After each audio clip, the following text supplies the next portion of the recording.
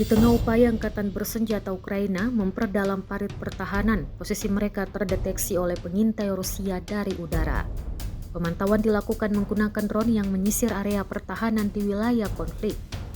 Setelah titik sasaran dipastikan, serangan pun dilancarkan. Granat dijatuhkan langsung dari drone ke posisi militer Ukraina yang berada di dalam parit pertahanan tersebut. Rekaman memperlihatkan momen ketika granat menghantam sasaran, disusul ledakan di area parit yang sedang digali. Serangan ini disebut menyasar titik pertahanan yang sebelumnya digunakan sebagai tempat perlindungan. Video serangan itu diunggah melalui Telegram Sabtu 24 Januari 2026. Namun hingga saat ini belum ada keterangan resmi mengenai jumlah korban maupun dampak kerusakan akibat serangan tersebut.